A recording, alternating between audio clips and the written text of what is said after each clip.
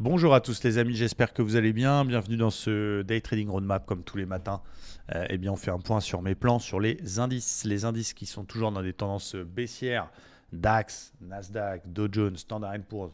Mais je reviens 2 secondes sur le Standard Poor's. Il y a un truc qui est quand même assez intéressant. C'est qu'il est venu pratiquement au point près chercher le 61,8 de toute la dernière vague de hausse qui tient pour l'instant. Le Nasdaq, on verra tout à l'heure, mais il tient son biseau descendant. Et tout ça, c'est intéressant. Alors après, attention, on est encore dans des phases baissières. Même dans des phases baissières, il y a des rebonds. Vous savez que ça évolue par vague. Donc c'est encore trop tôt pour dire yeah, c'est parti, c'est la reprise. C'est un potentiel point bas même dans cette baisse. Donc attention, ça reste vendeur. Mais voilà, on pourrait avoir, je dis bien, on pourrait avoir un petit rebondinet, sachant que on a beaucoup de stats. Aujourd'hui, on a Christine Lagarde, on a le PMI aux États-Unis. Cette semaine, on a beaucoup de résultats. Microsoft, Google, Amazon, la BCE. Donc, ça va être un peu volatile. Donc, prudence. Pour moi, c'est toujours plutôt vendeur.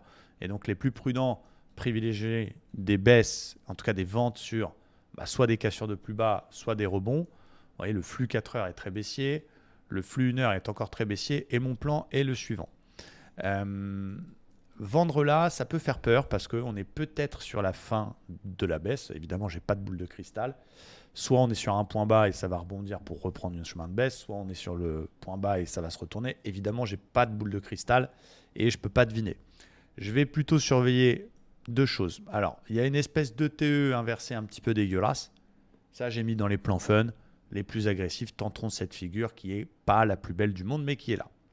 Qui donne pourquoi pas un petit rebond avec un objectif qui est justement un pullback sur la zone 15 080, 15 100 qui a une polarité daily qui a été cassée.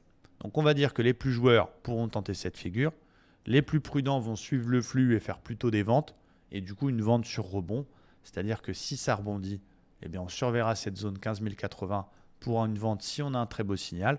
Si jamais on repasse cette zone, ça confirme le fait que c'était un vrai point bas et que ça peut se retourner et on passera acheteur au-dessus de cette zone-là. Ok.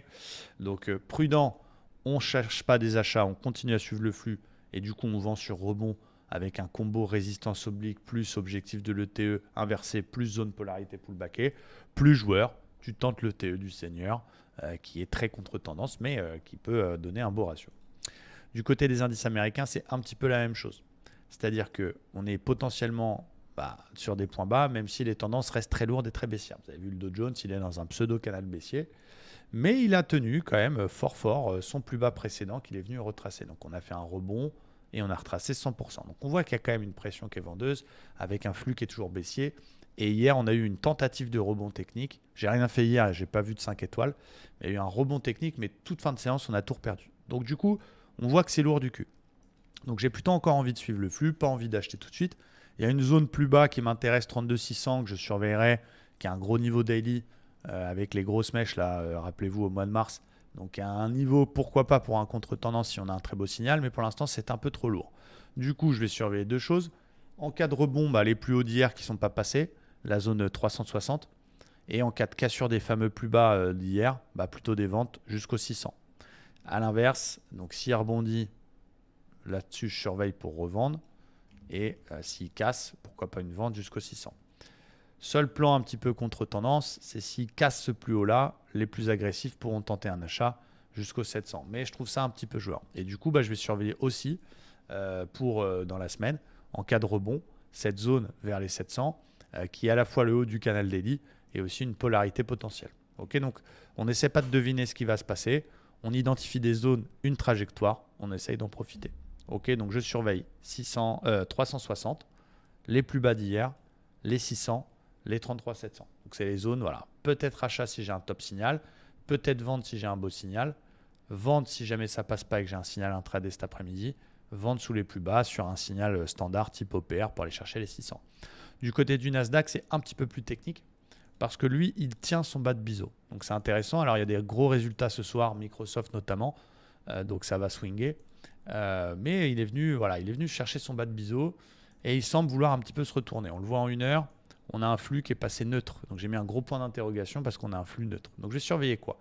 On est toujours dans une phase de baisse quand même. Donc en cas de rebond, je vais surveiller ce 61 000 de la dernière baisse qui converge un petit peu avec l'oblique qu'on a ici en pointillé. Donc je vais surveiller, ça ne veut pas dire que je vais shorter one shot, mais je vais surveiller cette zone 900.